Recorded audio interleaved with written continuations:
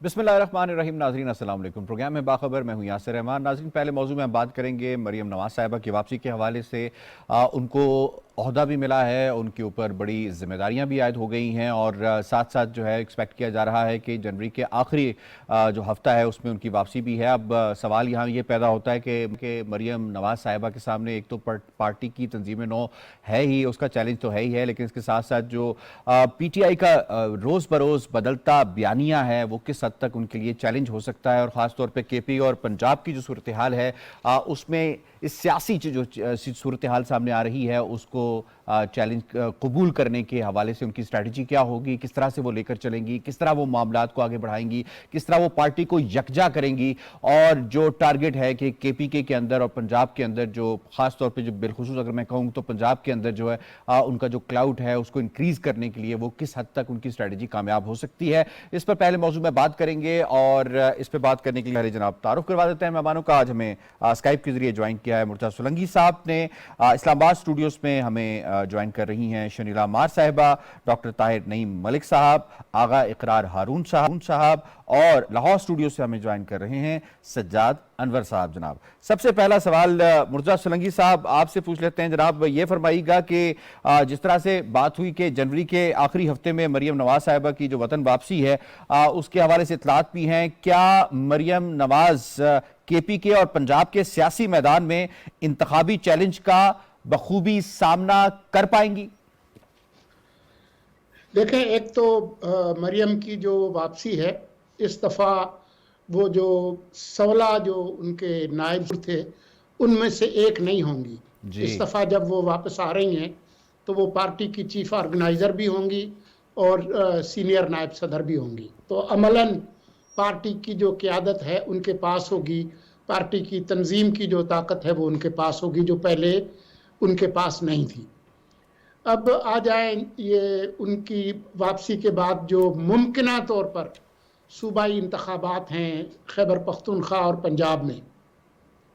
देखें, इलेक्शन का जो मामला है उसमें दो चीज़ें मिलकर इलेक्शंस में किसी भी पार्टी और उम्मीदवार को कामयाब करती हैं। एक तो आपकी इंतज़ामी मशीनरी कितनी तजर्बाकार है और लोगों के साथ उनका राब्ता और उनको मुतहरिक करने की इंतज़ामी सलाहियत उनके पास कितनी है, और साथ ही जो एक पॉपुलिस्ट एक करिश्मा अगर लीडर का है तो फिर ये दोनों मिलके आपको यकीनी बनाते हैं। अभी आप देख लीजिए कि ये जो कराची के अंदर जो मकामी हुकूमतों के इंतखाबात हुए हैं, PTI के जो लोग हैं वो हाथ पे हाथ रख कर बैठे थे कि जी हमारा लीडर सबसे मकबूल है और पूरे मुल्क में सबसे ज़्यादा उनकी मकबूलियत है, लोग जो है खुद आकर वोट डाल जाएंगे। तो आपने देखा कि उनके कैंप खाली थे और फिर वो तीसरे नंबर पे आकर खड़े हुए। तो इस वक्त जो मरियम की वापसी है तो एक पॉपुलिस्ट फिगर तो वो है ही, लेकिन उनकी पार्टी के अंदर जो इंतज़ामी मशीनरी है वो भी मौजूद है, बहुत तजर्बाकार किस्म के लोग मौजूद हैं। एक एक का मैं नाम नहीं लेना चाहता। तो मैं समझता हूँ कि इनके मिलाप से अगर अप्रैल मई में इंतखाबात होते हैं, मुझे यकीन नहीं है, तो उस सूरत में मैं समझता हूँ कि उनको काफ़ी फ़ायदा होगा। और उसके बाद अगर नवाज शरीफ साहब खुद आते हैं तो फिर तो वो नहले पे दहला होगा।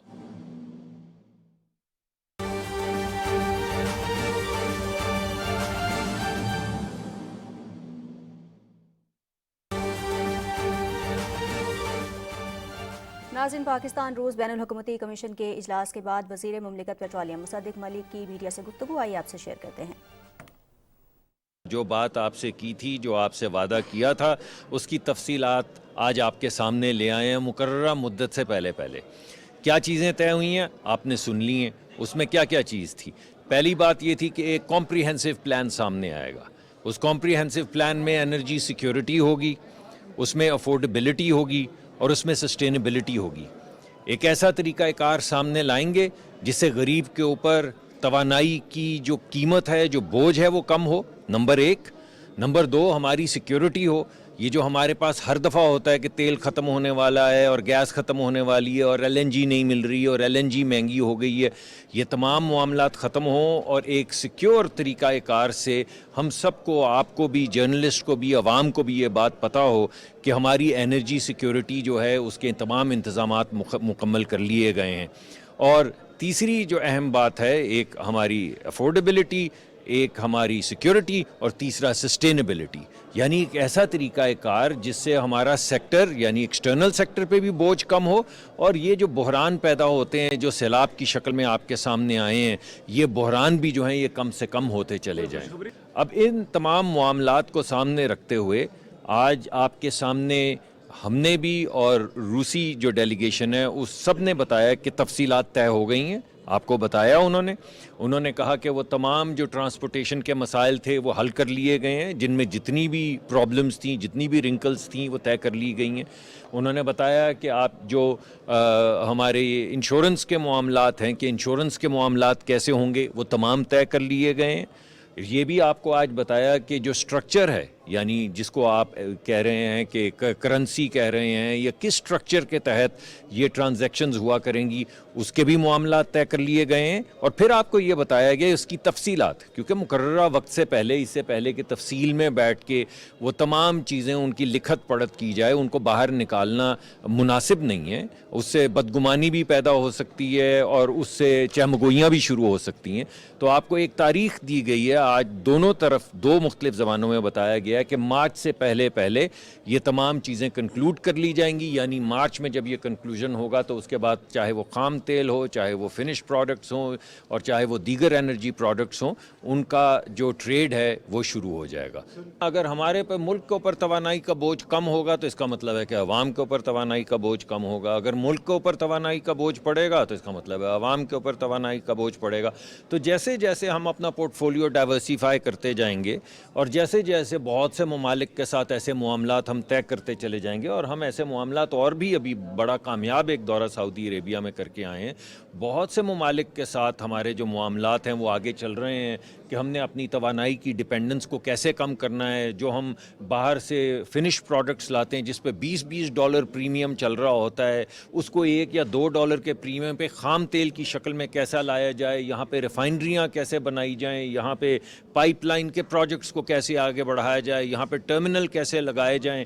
जो गैस सेंट्रल एशिया में है उस गैस को लेके, सस्ती गैस को पाइप के ज़रिए लेकर पाकिस्तान में कैसा लाया जाए, ये तमाम मामलात के ऊपर बातचीत चल रही है। जिस चीज़ को आज भी कहा गया है कॉम्प्रिहेंसिव एनर्जी प्लान, उसमें ये तमाम मामलात हैं, सिर्फ एक मामला नहीं है। तो इंशाल्लाह ये तमाम मामलात तय किए जाएंगे और जो बड़ा मामला है यानी एनर्जी का जो लार्जर होलिस्टिक मामला है वो इसी साल के अंदर अंदर मुकम्मल तौर पे तय कर दिया जाएगा। दूसरा है लॉन्ग टर्म, जो होलिस्टिक व्यू जिसको हम कह रहे हैं कि उसका पूरा इंफ्रास्ट्रक्चर आपके सामने आ जाएगा। वो होलिस्टिक व्यू जो है वो इस साल के आखिर में मुकम्मल तौर पे आपसे के सामने आ जाएगा कि हम लॉन्ग टर्म क्या करना चाह रहे हैं। ये तो स्पॉट कार्गोज़ है ना कि हम अगली सर्दियों से पहले हमें कार्गोज़ कितने मिलेंगे, किस भाव मिलेंगे, कब मिलेंगे। मगर जो लार्जर प्रोजेक्ट है हमारा इस मुल्क के अंदर तवानाई की सिक्योरिटी बढ़ाने का और कीमत कम करने का, वो कंक्लूड हो जाएगा इस साल के अंदर। इस वक्त जो मार्च जब आएगा उसके बाद हमारे पास दो ऑप्शन होंगी। एक ऑप्शन ये है कि हम क्रूड सस्ता मंगवा लें और दूसरी ऑप्शन ये है कि हम पेट्रोलियम प्रोडक्ट्स 18-18, 20-20 डॉलर का प्रीमियम दे के मंगवा लें। अगर हमारे पास 18-18, 20-20 डॉलर का प्रीमियम दे के रिफाइंड प्रोडक्ट खरीदने के लिए पैसे हैं तो हमारे पास सस्ता और प्रीमियम के बगैर क्रूड खरीदने के पैसे क्यों नहीं हैं। हमारे ऊपर जो वैसे एक प्रॉब्लम है, जो इस वक्त एक्सटर्नल सेक्टर की प्रॉब्लम है, वो तो है। उसके लिए तो हम रोज़ सारा दिन बैठ के अपनी जो मुआशी सूरत हाल है उसको बैलेंस करने की कोशिश करते हैं और एक बड़े रिस्पॉन्सिबल तरीके से मुल्क को इस मुश्किल वक्त से निकालने की कोशिश कर रहे हैं। I can not reveal any structure because the structure is not been finalised. How can I talk about something which is not been finalised? I can talk about the fact that any problems in various structures, all of those problems have been resolved. Whether those problems pertain to shipping, or those problems pertain to insurance, or those problems pertain to the structure of transaction, all have been sorted out. Now, which exact structure, what exact price, What exact commercial terms, I cannot disclose them right now. It is premature, and it has been declared with clarity that everything would be forthcoming by March. Parco, which is saying that about a third, 30 to 35%, they can use Russian origin crude. PRL, I've given you, they're saying about third, 30 to 35%, and potentially more can be used. The private refinery has said that they can use 80 to 90% crude of Russian origin, and there are only 4 refineries in Pakistan. Attak would not be able to use because it is designed for Pakistani crude. We are right now importing about 7 million barrels, 8 million barrels, about a third of that could be of Russian origin. Pakistan रूस बैनुल हुकूमती commission इजलास के बाद वज़ीर मुमलिकत petroleum Mossadegh Malik की media से गुफ्तगू आपने मुलाहिजा की। उन्होंने कहा कि मुज़ाकरात के नतीजे में एक जामे प्लान सामने आया है। एनर्जी सिक्योरिटी, दस्तयाबी और दूररस मुआहिदों की तश्कील होगी, जिसका मकसद ये है कि गरीब पर बोझ कम से कम पड़े। ये थी PTV ताज़ा तरीन।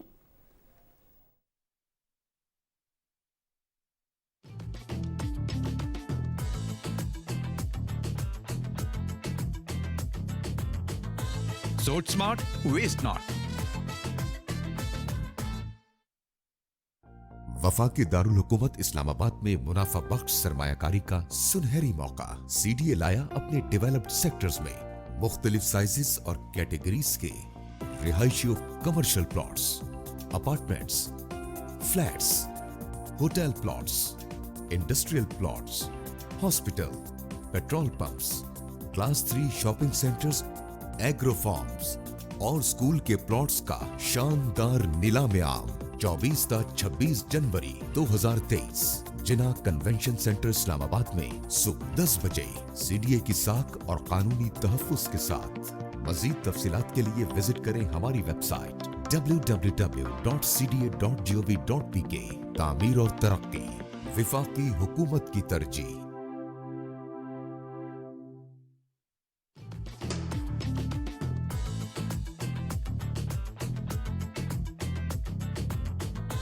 Sort smart, waste not.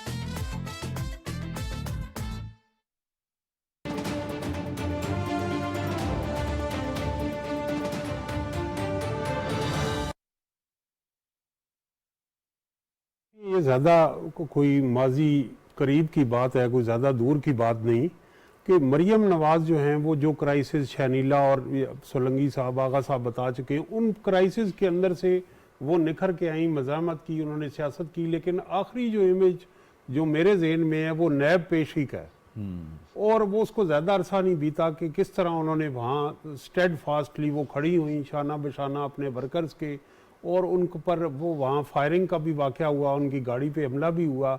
लेकिन अब सोचना ये है कि देखिए साबिक वज़ीर आज़म नवाज़ शरीफ उन्होंने मज़ामत का बयानिया तरतीब दिया, नारे दिए, वोट को इज़्ज़त दो, खलाई मखलूक, सिविल बालादस्ती का उन्होंने नारा दिया और मुझे क्यों निकाला। इसी तरह साबिक वज़ीर आज़म इमरान खान ने भी ये अजीब हुस्न इत्तेफाक है कि इक़्तिदार के से रुखसत होने के बाद नए नारे और मज़ाहमत का एक बयानिया दिया। तो अब ये जो हकीकतें, नई माशरती हकीकतों का अदराक है जो PTI वावेला कर रही है, वो इसीलिए कर रही है कि असल पहलवान अखाड़े में उतरने लगे। लेकिन इन पहलवानों को नए नारों की भी ज़रूरत होगी, इनके पास माशी प्लान भी होना चाहिए। आप कह रहे हैं नया बयानिया बनाना पड़ेगा। इस वक्त इक़्तिदार की पार्टी है, उस इक़्तिदार की पार्टी से बाहर निकल के मज़ामत का बयानिया तरतीब देना होगा। 1.5 करोड़ नया वोटर जो है उसके साथ इंटरेक्ट करना होगा। और गैर फाल तंजीमें जो मुस्लिम लीग नून की हैं, बड़ा चैलेंज ये है कि इंतखाबात में ज़्यादा वक्त नहीं है और उन तंजीमों को फाल बनाना एक काम है। तीसरा ये है कि जो लोग वहाँ नए चेहरे, सियासत नाम होता है स्पेस देने का, एक नया नौजवान सियासत में आना चाहता है, PTI में उसके लिए अपॉर्चुनिटी है, नून लीग और पीपल्स पार्टी में क्यों नहीं है? क्या आपने जो आपके MNA है चंद खानदानों तक रखने, जिसकी तरफ ख्वाजा साद रफ़ीक ने भी इशारा किया। अब जो पिछली कंपेन थी मियाँ नवाज शरीफ की, जब वो अपनी एहलिया को डेथ बेड पे छोड़ के आए, तो लाहौर से एक आध सीट शफकत महमूद साहब ये जीत सके। अब ये है कि इस सियासी गढ़ में जो पंजाब में इधर है, इसके अंदर बहर हमें मानना होगा कि तहरीक इंसाफ ने एक चैलेंज दिया है। इस चैलेंज को नए सोशल कॉन्ट्रैक्ट से, इक्तिसादी प्लान से और माशरे के जो बड़े सवालात हैं उनको सामने रख के नारे तरतीब देने हों। सिर्फ कैरिज्मा की बेस पे आप ये इलेक्शन नहीं लड़ सकते। कैरिज्मा एक फैक्टर है, लेकिन प्रोपेगेंडे की सलाहियत से आप ये पार्टियां महरूम हो चुकी। इमरान खान साहब इल्ज़ाम लगाते हैं और उनकी पार्टी प्रोपेगेंडे को गली महल्ले तक फैला देती। आज वो सलाहियत ना नून लीग के पास है, ना PTM की दीगर जमातों के पास। तो ये वक्त कम है, मुकाबला सख्त है। इनको जहाँ ये पार्टियाँ कमज़ोर हैं वहाँ मेहनत करनी होगी और करेक्टिव मेजर्स भी लेने होंगे। जो ब्यूरोक्रेटिक मॉडल है पार्टी को चलाने का, उस मॉडल से अब सियासी पार्टियाँ नहीं चलेंगी। आपको गली मोहल्लों में जाना पड़ेगा, आपको अपनी तंजीम को स्टार्ट करना पड़ेगा, आपको एक नया बयानिया देना पड़ेगा, उस नए बयानिए में अपनी गलतियां भी तस्लीम करनी पड़ेंगी। और सबसे बड़ा चैलेंज ये है कि आपने इमरान खान साहब की नाकामियों का टोकरा जो है अपने सर पे रखा है। आप किस तरह नए वोटर के आगे उम्मीद जगाएंगे कि हम तुम्हारी जिंदगियों में ये तब्दीली पैदा, ये है वो सवाल, $1 मिलियन क्वेश्चन। अगले आने वाले इंतखाबात में आप कैसे होप जनरेट करेंगे? जब आप अपोजिशन में थे तो लोग समझते थे कि मियां नवाज शरीफ को निकाल कर इस मुल्क की मईशत के साथ, इस मुल्क की सियासत के साथ और इस मुल्क की खारजा ताल्लुकात के खिलाफ साजिश की गई। ठीक है। अब आप ये कैसे एक फीलर देंगे कि हम वो होप जनरेट करेंगे जो 2023 के इंतखाबात में इस मुल्क के मजदूर को, किसान को, रियासत को मजबूत बनाएगी? उस होप के लिए नया बयानिया, नए नारों की जरूरत है और नई टीम की भी जरूरत है। ये जो ब्यूरोक्रेट आपके साथ 2-4 हैं कि जो सियासी वर्कर नहीं हैं, जो यूं लगता है कि आपके गनमैन हैं, आपके एहलकार हैं, उनकी बेस पे आप इस अखाड़े में नहीं उतर सकते। बिल्कुल ठीक है डॉक्टर साहब, आपने तो बड़ी इंटरनली जो रिस्ट्रक्चरिंग की रिक्वायरमेंट है उसका एनालिसिस किया है जनाब। और जरा आप चलते हैं लाहौर, वहाँ जिसे कला भी कहा जाता है मुस्लिम लीग नून का। ये फरमाइएगा सजाद साहब, लाहौर की क्या इत्तलात हैं जनाब मरियम नवाज साहिबा की वापसी के हवाले से? लोगों के अंदर क्या उनका इस वक्त जो है वो ख़ास तौर पे माहौल कैसा है? वो क्या समझते हैं कि मरियम साहिबा जब वापस आएंगी तो ख़ास तौर पे जो लाहौर जो गढ़ है उनका, उसको किस तरह से वापस लेंगी, दोबारा से कला बनाएंगी और दोबारा से रीऑर्गेनाइज करेंगी पार्टी को, जिनकी तरफ इशारा किया डॉक्टर साहब ने भी?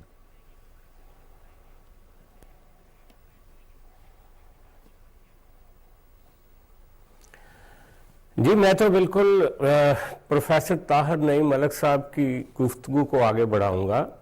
वजह यह है कि आने वाला वक्त जो है वो बड़ा चैलेंजिंग है मुस्लिम लीग नून के लिए भी और PDM के लिए भी। एक तरफ सूबाई इलेक्शन हमें इनको लड़ना पड़ेगा पंजाब असेंबली का और KP असेंबली का, और दूसरी तरफ IMF के साथ ये जो अगले 1-1.5 हफ्ते में जो मुआहदा होने जा रहा है उसके नतीजे में आपको पेट्रोल और दूसरी जो बिजली वगैरह की कीमतों में इजाफा करना पड़ेगा। तो इस बुनियादी जो चैलेंज है ये वाला कि जब मरियम साहबा आएंगी तो उनका इस्तकबाल अवाम करेंगे, उसके साथ साथ महंगाई भी उनका इस्तकबाल करेगी। और इसके अलावा जो दूसरा बड़ा चैलेंज जो प्रोफेसर ताहिर नईम मलिक साहब ने बताया कि जो PTI का जिस तरीके से बयानिया है और जिस तरीके से वो सोशल मीडिया को हिट कर रहे हैं, वो उसका जवाब देने के लिए जब से PDM गवर्नमेंट तश्कील पाई है तब से अब तक हमने देखा है कि ये कोई मुअस्सर जवाब नहीं दे पाए, ना Muslim League Noon as a party, ना पीपल्स पार्टी, ना मौलाना फजलुर रहमान, अगर आप देखा जाए। क्योंकि एक तो हुकूमत का बोझ भी होता है जो पहले PTI के ऊपर था, अब ये PDM के ऊपर है, और दूसरा उनकी जो PTI की एक अग्रेसिव कैंपेन होती है सोशल मीडिया पे और इलेक्ट्रॉनिक मीडिया पे, उसका तोड़ भी निकालने की ज़रूरत है। मैं समझता हूँ मुस्लिम लीग नून में ये सलाहियत थी, मीडिया मैनेजमेंट की बहुत अच्छी सलाहियत थी, और वो खुद भी मरियम नवाज साहबा इस मामले में दिलचस्पी लेती थी, लेकिन अब ज़रूरत इससे आगे की है। मसलन आपने देखा होगा कि अब तो टिकटॉक पे या ये जो यूट्यूब रील्स हैं या इंस्टाग्राम रील्स हैं उसके ऊपर भी कैंपेन आ गई है सियासी, और बहुत ज़्यादा मवाद है PTI के ख़िलाफ़। अगर उसको रीऑर्गेनाइज किया जाए, उसको नई टैगिंग की जाए, उन वीडियोस को रीप्रोड्यूस किया जाए जो इनके कंट्राडिक्शन को उजागर करती है, जो PTI को एक्सपोज करती है, क्योंकि हम समझते हैं एक तजिया नगार के तौर पे या मुबस्सर के तौर पे कि PTI का सारा बयानिया आलमोस्ट झूठ के ऊपर मबनी है, वो यू टर्न्स के ऊपर मबनी है। वो अपनी हुकूमत में कुछ नहीं कर पाए थे, जितने इल्ज़ामात उन्होंने हुकूमत ख़त्म होने के बाद मुख्तलिफ लोगों पे लगाए वो इल्ज़ामात भी उन्होंने एक एक करके वापस लिए, उनके ऊपर बहुत सारे करप्शन के इल्ज़ाम हैं, उनको एक्सपोज करने की ज़रूरत है। अगर मरियम साहबा सियासी तौर पे, सोशल मीडिया के फ्रंट पे, इलेक्ट्रॉनिक मीडिया के फ्रंट पे इस तरह का रीऑर्गेनाइज करती हैं मुस्लिम लीग को, नून को दोबारा से, और पीटीआई को एक्सपोज करती हैं, तो डेफिनेटली वो ये बात आगा इकरार हारून साहब की और शनीला साहबा की दुरुस्त है कि वो एक तवाना आवाज़ है मुस्लिम लीग नून की, और वो बहुत सारा मॉब्स लेकर चलती थी जब वो इमरान खान की गवर्नमेंट थी, और बड़ा टफ टाइम दिया था उन्होंने। मुस्लिम लीग नून बहरहाल मुंतशर है लाहौर में, अगर आप देखा जाए आज ये वो तंजीम भी नहीं है जो मुशर्रफ के ज़माने में एहतजाज करती थी, या वो तंजीम भी नहीं है जो इमरान खान के टाइम पे थी। अब यहाँ पे जब भी मुस्लिम लीग नून के इजलास होते हैं तो बड़ी डिसिडेंट आवाज़ें भी हैं, उनको यूनाइट करने की ज़रूरत है और ताज़ा लोगों को भी मुस्लिम लीग नून में शामिल करने की ज़रूरत है। मरियम नवाज साहबा को अंकल्स का जो अपोजिशन है वो भी दरपेश होगी, इस बात में कोई शक नहीं है। आपने देखा ये शाहिद खाकान अब्बासी, देखिए एक नई जनरेशन की तरफ सियासत आई है सारी सियासी जमातों की। अब चौधरी बरादरान, अब चौधरी फैमिली में भी इख्तलाफात है, और ये इख्तलाफात जो थे मुस्लिम लीग नून के वो पिछले रजीम में पीटीआई के ज़माने में भी नज़र आए, लेकिन उनको ब्रिज करती है मियाँ नवाज शरीफ की लीडरशिप और मियाँ नवाज शरीफ का आखिरी फैसला। ये मुस्लिम लीग नून का एक हुस्न है, और मुस्लिम लीग नून को चाहिए कि इन इंटरनल चीज़ों को अभी से उनको ख़त्म किया जाए, और मरियम साहबा जब आए तो देखिए उनके पास ज़्यादा टाइम नहीं होगा, 2-3 महीनों के बाद इलेक्शन होने जा रहा है पंजाब में और केपी में, तो चैलेंज काफ़ी बड़ा है। और मुझे उम्मीद है कि पीडीएम की दूसरी जमातों के साथ मिलके, जेयूआई के साथ मिलके, पीपल्स पार्टी के साथ मिलके ये जो पंजाब और केपी का मार्का है ये सर किया जा सकता है। आपके सामने कराची के इंतखाबात हैं, और पीटीआई को अगर एक्सपोज किया जाए इंच टू इंच, तो वो देखे ना कि कराची में तीसरे नंबर पे पीटीआई पड़ी हुई है, जो कि वहां की शहर की सबसे बड़ी पार्टी के तौर पे उभरी थी, एमक्यूएम को भी बिछाड़ दिया था उसने। तो इम्कानात भी मौजूद हैं, लेकिन चैलेंजेस भी हैं। ये बहुत आसान नहीं होगा पंजाब का मार्का और केपी का मार्का। बिल्कुल ठीक है, आपका पॉइंट आ गया। आप कह रहे हैं कि जी जो जिसे गढ़ कहा जाता है वहाँ पे भी चैलेंजेस काफ़ी हैं और काफ़ी विजिबल हैं। जनाब प्रोग्राम के दूसरे मौजू की जानिब हमें बढ़ना है। बात हम करेंगे जनाब रूस और पाकिस्तान के हवाले से।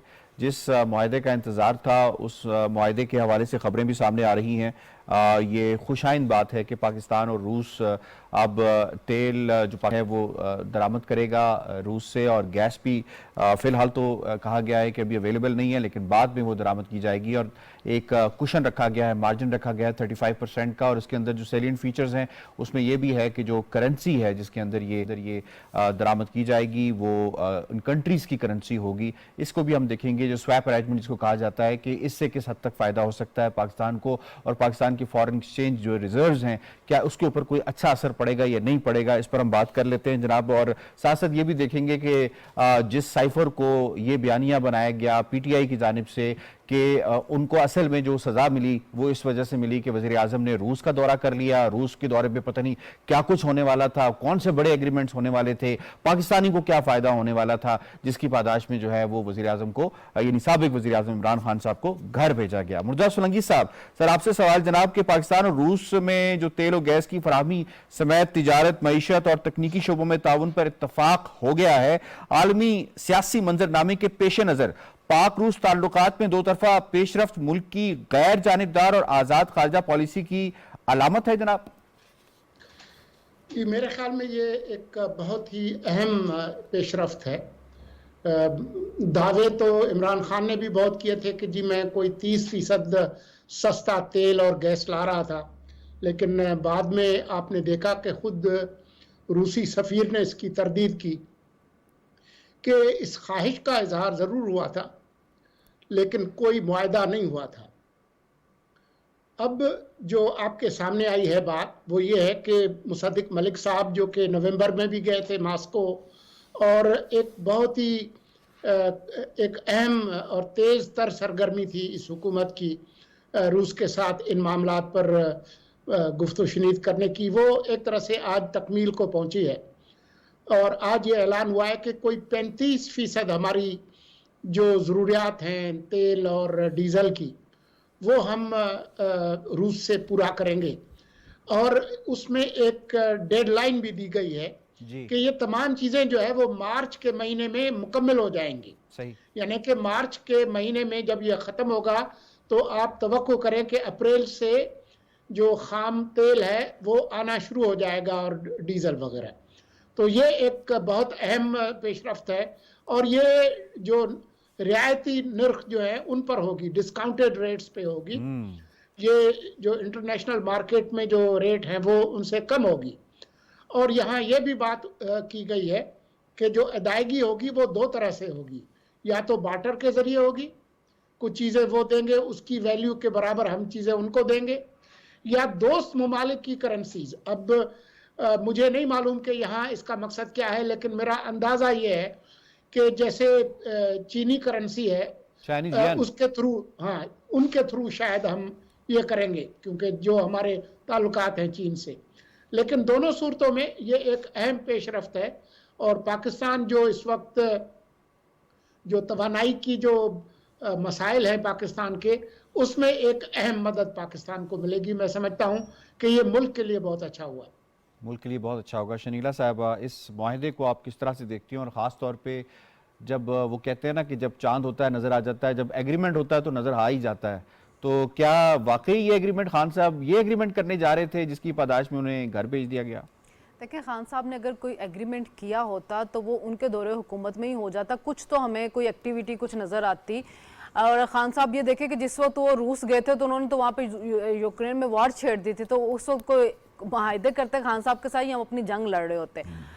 मसला ये था कि खान साहब जब आईनी तौर पे इक़्तिदार से निकले थे तो उन्होंने एक झूठा बयानिया बनाया था साइफर वाला, और उस पे उनकी बुनियाद ये थी कि चूंकि मैं रूस गया था तो अमेरिका मुझसे नाराज हो गया और मैं रूस के साथ ताल्लुकात बेहतर करने की कोशिश कर रहा था। मैं वहां से सस्ता तेल ला रहा था, सस्ता मैं गैस आनी थी और सस्ती गंदुम आनी थी। ऐसा कुछ भी नहीं था। अब भी तो ये हुकूमत है, ये गई है, ये सारी निगोशिएशन करके अब मुआहिदा उनके साथ करे, तो अमेरिका की तरफ से तो कोई नाराजगी नहीं आई, ना उनकी तरफ से कोई बयान आया, बल्कि उन्होंने इजाजत और ना कोई पाबंदी लगाई। अभी तक रूस के ऊपर कोई पाबंदी नहीं लगी। जो पहले हम सुन रहे थे कि रूस यूक्रेन वार के बाद रूस के ऊपर कोई पाबंदी लग जाएगी कि वो एक्सपोर्ट नहीं कर सकेगा अपना तेल और गैस वगैरह, ऐसी कोई पाबंदी उसके ऊपर नहीं लगी है। तो जब ये जो इमरान खान साहब थे उन्होंने शायद ये बताने की कोशिश की थी कि रूस के साथ ताल्लुकात शायद मैं ही अच्छे कर रहा हूं, जबकि ऐसा नहीं था। नवाज लीग की हुकूमत, पीपल्स पार्टी की हुकूमत, दोनों ने अपने दौर में रूस के साथ ताल्लुकात बेहतर करने की कोशिश की थी। देखें, ये दोनों जो जमातें हैं इनकी कोशिश ये होती है कि जो हमारे रीजन की जो ममालिक हैं हम उनके साथ ज़्यादा बेहतर ताल्लुकात रखें, चाइना के साथ, रूस के साथ, सेंट्रल एशिया, ईरान के साथ, ताकि जो हमारा इनके साथ मामला बेहतर हैं। अब रूस के साथ हो रहा है, आगे सेंट्रल एशिया के साथ हो रहा है, वहां से तुर्की से यूरोप की मंडियों तक रसाई, मतलब आपके लिए विंडोज अपॉर्चुनिटी खुलती जा रही है। ठीक। फिर दूसरा ये कि अगर तेल की कीमतों का, जैसे मुर्तज़ा सोलंकी साहब ने कहा कि अगर हम दोस्त ममालिक की करेंसी के साथ उनके करते तो हमारा इम्पोर्ट बिल कम होगा, यानी मेरे डॉलर्स के जो ज़र मुआदला के ज़हायर है उसके ऊपर जो प्रेशर है वो कम होगा, और उसके बाद फिर हमारे मुल्क में पेट्रोल जो है वो भी सस्ता मिलेगा। तो जो महंगाई है ओवरऑल उसके ऊपर भी बहुत ज़्यादा जो है वो फ़र्क पड़ेगा। ठीक, क्योंकि हमारे पास डॉलर कम है और हमारा इंपोर्ट का बिल जो है वो बढ़ता जाता है, जिसकी वजह से पाकिस्तान को प्रॉब्लम होते हैं। फिर जो IMF के साथ मुआहिदा उसमें फिर वो ये कि 50 रुपये आपने लेवी लगानी होती है, 70% आपने GST डालना होता है, जिसकी वजह से प्राइस जो है वो बढ़ती जाती है। ये तो सागडार साहब ने भी 2 महीने से वही उसी जगह पे रखा हुआ इस प्राइस को, शायद उससे कम भी हो जाते, लेकिन उनके ऊपर प्रेशर इतना ज़्यादा लेवी का और GST का, और उस मुआहिदे को रिवाइव करने के लिए आपको ये सारी चीज़ें जो है वो करनी पड़ रही हैं। तो ये मुआहिदा हमारे लिए बहुत अहम है, आगे जाके इसके समरात जो हैं वो पाकिस्तानी अवाम को मिलेंगे। बिल्कुल ठीक है, आप कह रही हैं मुआहिदा बहुत अच्छा है, इससे पाकिस्तानी अवाम को फ़ायदा होगा।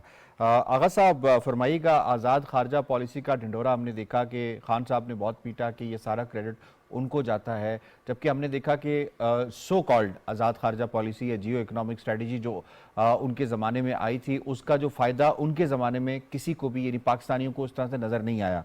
तो आज़ाद खारजा पॉलिसी जो है इसका क्रेडिट रियासत को जाना चाहिए, PDM हुकूमत को जाना चाहिए, किसको जाना चाहिए जनाब? देखिए, बात यह है कि मुझे थोड़ा सा इसमें बात मैं कुछ और करना चाहूँगा। जी। आप दोनों दोस्तों ने बात की, साइफर की बात की और फिर बयानिए की बात की इमरान खान के कि जी मैं रूस गया था तो मेरे साथ ये हाथ हो गया। बदकिस्मती से, बहुत बड़ी बदकिस्मती से, हमारे मीडिया ने कभी वो हकायक बताने की कोशिश ही नहीं की है जो ये साबित करती हैं कि इमरान खान ने सबसे ज्यादा नुकसान पहुंचाया है रूस और पाकिस्तान के एनर्जी सेक्टर की रिलेशनशिप को। सही। किसी ने कभी बात नहीं की, हम बात करना नहीं चाहते। आप मुझे अगर 2 मिनट दे दें तो मैं आपको कुछ डेट्स के साथ बताऊंगा कि इमरान खान ने कितना बड़ा हाथ किया इस मुल्क के साथ। और आज अगर हमें एलएनजी की अपना नहीं मिल रही है या फ्यूल हमें इतना महंगा मिल रहा है, जनाब 2015 में हम इस हमारी ये प्लानिंग थी जो कि उस वक्त किसकी गवर्नमेंट थी, पीएमएन की गवर्नमेंट थी, कि हमें इनकी भी कंटेनर्स की भी जरूरत नहीं थी, ना ही हमें स्टोरेज की जरूरत थी एलएनजी की। अगर हम नॉर्थ साउथ जो पाइपलाइन है वो हम ले आते कराची से, उसने लाहौर तक आना था और वो पाइपलाइन रशिया खुद बिछाना चाहता था, बीओटी पे बिछाना चाहता था। और उसके बाद हमें वहां पे वो कहते थे कि चाहे हमसे गैस लें चाहे आप कतर से गैस लें, वो इंजेक्शन होनी थी एलएनजी की और यहां पे आके लाहौर तक वो आपको एलएनजी मिलनी थी। और इसी तरह फ्यूल की थी। ये पूरा हुआ क्या, फ्रॉड क्या हुआ हमारे साथ, ये इमरान खान ने किया क्या हमारे साथ। जरा डेट वाइज में चलूंगा।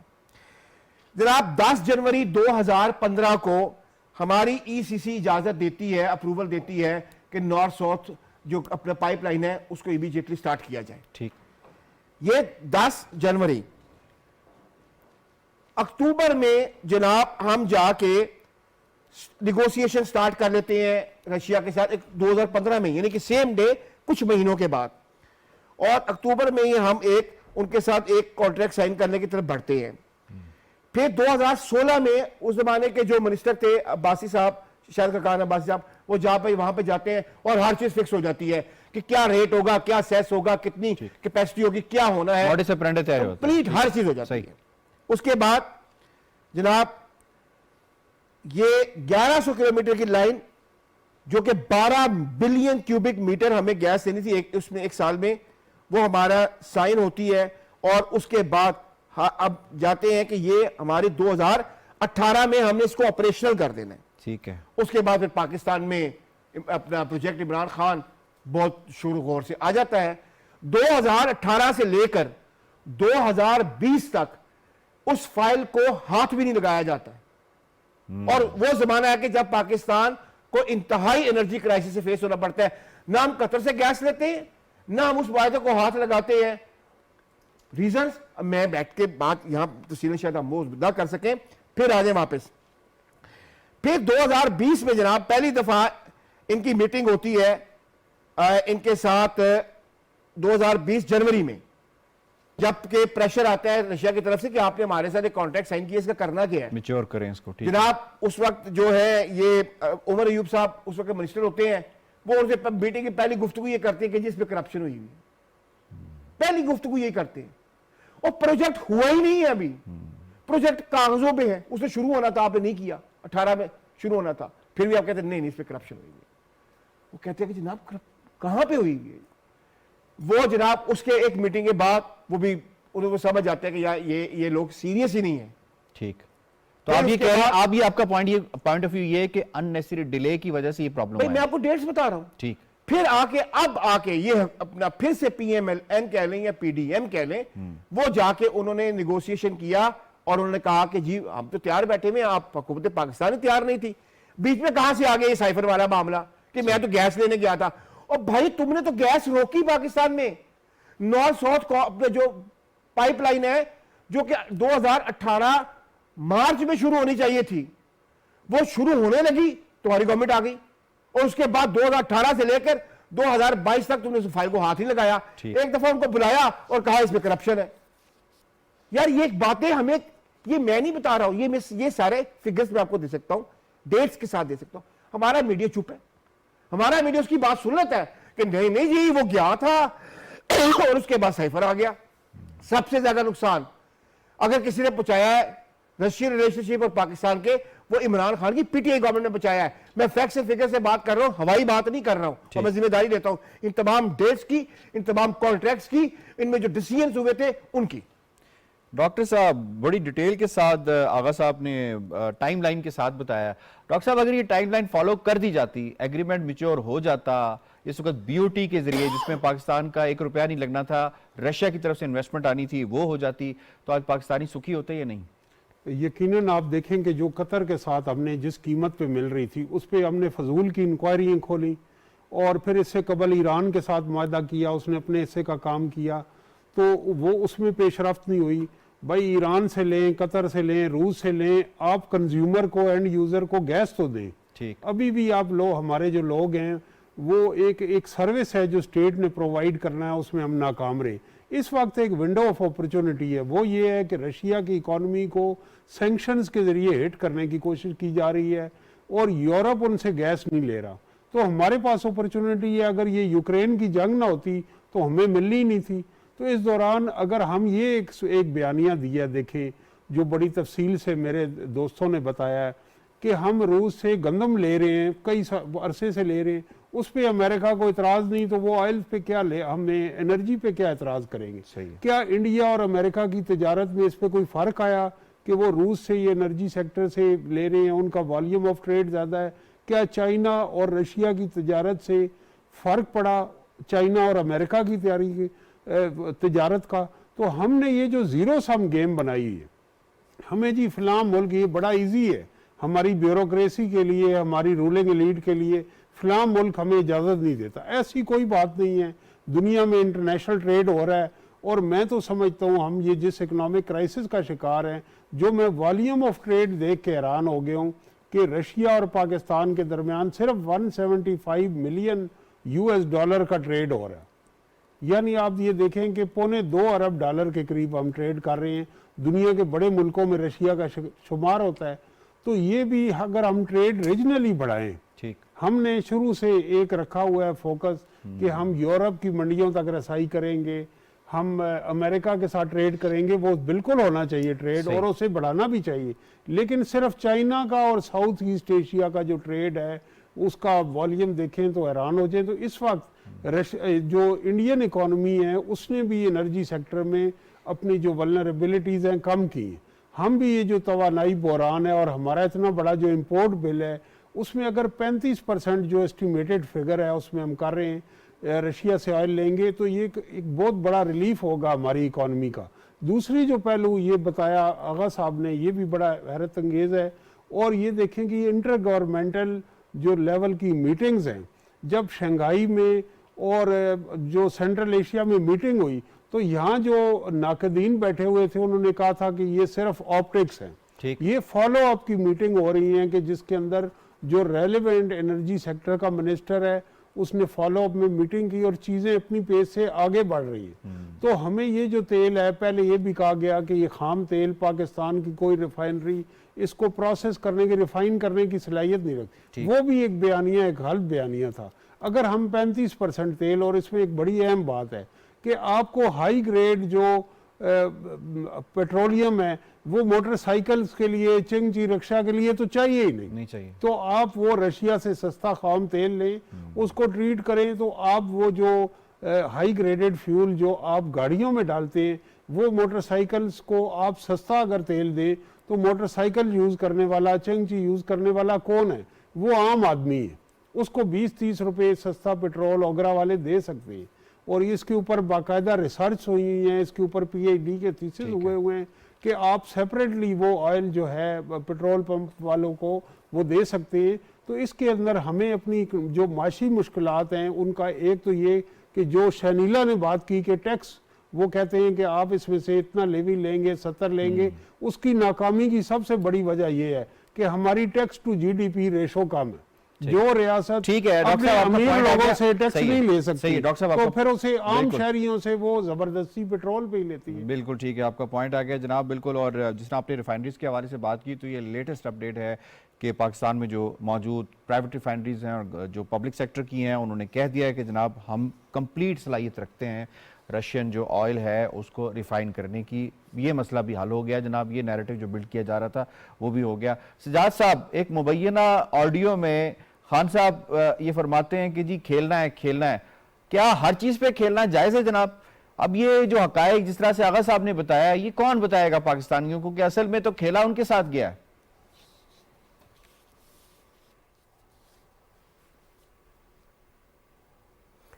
हाँ बिल्कुल दुरुस्त कह रहे हैं कि ये जो खान साहब हैं वो तो हर चीज़ पे खेलते रहे, लेकिन मैं सिर्फ ये कहूँगा यहाँ पे कि जो पाकिस्तान और रशिया की ट्रेड है जिसकी पॉसिबिलिटीज़ जो हैं वो बेशुमार हैं, और ये जो आज मुसद्दक मलिक साहब ने बताया कि वो 40% जो पाकिस्तान की ज़रूरत है वो रशिया से हम ऑयल जो है वो ले सकते हैं जी। तो ये एक बहुत बड़ी अपॉर्चुनिटी है जो कि डॉलर के प्रेशर के बगैर आप ये खरीदारी कर सकते हैं 40% की। ये बहुत बड़ी अपॉर्चुनिटी है पाकिस्तान के लिए, और हमारी इकॉनमी के ऊपर जो बिला जवाज कुछ बोझ पड़ रहे थे उनमें हमें आने वाले वक्त में एक रिलीफ जो है वो मिलता हुआ नजर आता है।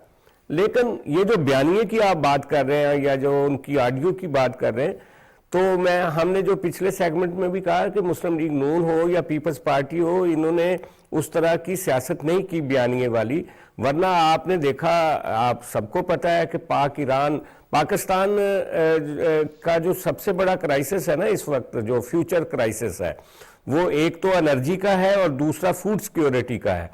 और आज से यानी कि 2009 या 10 में प्रेसिडेंट जरदारी ने ईरान के साथ जो पाक ईरान पाइपलाइन का मुआहदा किया था वो इसी एनर्जी जरूरत के तहत ही किया था, जो अभी तक खटाई में पड़ा हुआ है इंटरनेशनल पॉलिटिक्स की वजह से। रशिया के साथ वो मई 2011 में वो गए थे रशिया, और वहां पे जाके उनके साथ जो ट्रेड पे और इन्वेस्टमेंट में जो मुआहदे करके आए थे वो भी खटाई में पड़े हुए हैं। लेकिन ना पीपल्स पार्टी इन चीज़ों को हाईलाइट करती है उस तरीके से, ना मुस्लिम लीग नून करती है, लेकिन पीटीआई तो हर चीज़ के साथ खेलती है ना। लेकिन अब ज़रूरत क्या है? ज़रूरत ये है, मैं समझता हूँ आज की ये सारी गुफ्तगू जो मेरे दूसरे दोस्तों ने की, उसके नतीजे में यही अखज़ किया जा सकता है कि जो हमारी ज़रूरतें हैं वक्त आने वाले दिनों की, हमारे फ्यूचर की, एनर्जी की और फूड सिक्योरिटी की, वो हमें अपने खित्ते से, इस रीजन से, और यहाँ से हम बहुत अच्छे तरीके से सस्ते दामों खरीद सकते हैं और डॉलर के प्रेशर के बगैर खरीद सकते हैं। अगर हम ईरान के साथ अपनी वो पाइपलाइन की तरफ दोबारा चले जाएं, अगर रशिया के साथ हम ऑयल लेना शुरू कर दें, जैसे आज़रबाईजान के साथ हमारे मुआहदे हुए थे चावल के और दूसरी चीज़ों के, तो हम बहुत सारा काम बॉर्डर पे कर सकते हैं। बहुत सारा काम जो है वो लोकल जो करेंसीज हैं, जिस तरह से सुलंगी साहब ने कहा कि जो दोस्त मुल्कों की करेंसी है जैसे चाइना की करेंसी, उसमें हम ट्रेड कर सकते हैं। तो ये पाकिस्तान के लिए एक बहुत बड़ी विंडो ऑफ अपॉर्चुनिटी। लेकिन मैं फिर कहूँगा कि इसके ऊपर जैसे हम हमारे स्ट्रेटेजिक हम एक हिकमत अमली बनाते हैं अपनी दफा की, तो जब तक हम अपनी तवानाई और अपनी फूड सिक्योरिटी की उसी तरह की एक स्ट्रेटेजिक पॉलिसी नहीं बनाते जिसको पूरे यानी बेशक पार्लियामेंट से पास किया जाए और जिसके पीछे पूरी रियासत की बैक हो, ताकि कोई भी गवर्नमेंट आए तो उसको डाइवर्ट ना कर सके। और अगर हम अपनी रीजन में और इसी ईस्ट में अपने आप को तलाश करने की कोशिश करेंगे तो हमारे लिए मैं समझता हूं कि आने वाला वक्त जो है वो बहुत आसान वक्त साबित हो सकता है। अब आप देखें दुनिया आंखें फेर रही है, जैसे IMF शर्तें लगा रहा है। अभी आप देखें कि सऊदी अरब ने जो नई पॉलिसी दी है वो उस तरीके से हमें फ्री लंच देने के लिए दुनिया में कहीं पे कोई मुल्क तैयार नहीं है। तो अभी हमें जरूरत है कि अपने पांव पे भी खड़े हों और अपने रीजन के साथ, अपने इर्द गिर्द के पड़ोसियों के साथ तजारत करें जिससे हमें फायदा हो। वजीर आजम साहब ने जो इंडिया के साथ नॉर्मलाइजेशन की बात की है, मैं समझता हूँ वो भी कुछ आगे बढ़नी चाहिए। और इंडिया के साथ पाकिस्तान की जो तजारत है, खासतौर पे सब्जियों की और अजरास की और बाकी जो लोकल जो बहुत सारी चीज़ें यहाँ से हम इंडिया एक्सपोर्ट करते हैं और वहाँ से चीज़ें जो इंपोर्ट करते हैं, उससे भी हमारी इकॉनमी के ऊपर बहुत सारा इकॉनमी को रिलीफ मिल सकता है अगर वो चीज़ें भी ओपन हो सकें और इंडिया अगर कश्मीर समेत बाकी चीज़ों के ऊपर बात करने के लिए तैयार हो। आज आपने देखा कि वर्ल्ड इकोनॉमिक फोरम में भी वजीर खारजा साहब ने यही विजन जो था बिलावल भुट्टो ने वो पेश किया कि हमें जो हमारे खासतौर पे एनर्जी के और फूड सिक्योरिटी के चैलेंजेस है उसमें दुनिया हमारी मदद करे, लेकिन आपने देखा कि दुनिया कितनी मदद कर सकती है। हमें अपने पांव पे खड़ा होना पड़ेगा, हम एग्रीकल्चर मुल्क है। हमें अब आप देखें कि अगर सऊदी अरब जो है वो एक लिबरल प्रोग्रेसिव पोस्चर ले सकता है, वहां फुटबॉल के मैच हो रहे हैं, वहां खवातीन की हॉकी खेली जा रही, तो पाकिस्तान को भी नई खिड़की और नए दरवाजे खोलने की जरूरत है, नया विजन एक पाकिस्तानी रियासत को अपनाने की जरूरत है। हमें अपना टूरिज्म जो है खासतौर पे पहले भी हम जिक्र कर रहे हैं, आगे आपका उसमें भी हम ढेरों डॉलर कमा सकते हैं। बिल्कुल ठीक है, पॉइंट आ गया। I have to wind up. जनाब मुझे शुक्रिया अदा कर रहा है मुर्तज़ा सोलंकी साहब का, सजाद अनवर साहब का, शनीला अमार साहिबा का, डॉक्टर ताहिर नईम मलिक साहब का, आगा इकरार हारून साहब का बहुत बहुत शुक्रिया जनाब, आपने डिटेल के साथ आया। और बयानिया के हवाले से बात हो रही है तो जनाब एक बयानिया और भी सामने आया है पीटीआई की जानिब से कि जो इलेक्शन कमीशन का जो नामजद निगरान वज़ीर आला होगा उसको हम नहीं चलने देंगे। अब मामला ये है कि जो कवायद के साथ जो मामलात हैं अगर वो फॉलो होते हैं उस पर भी नहीं चलते, बातचीत कमेटीज बना के बात करने के हवाले से बात होती है उस पर भी नहीं चलते। अब पता नहीं फिर किस पे चलेंगे, इस पर हम अगले किसी प्रोग्राम में बात करेंगे जनाब। प्रोग्राम बाखबर से इतना ही। यासिर रहमान को दीजिए इजाज़त, अल्लाह ने के बाद।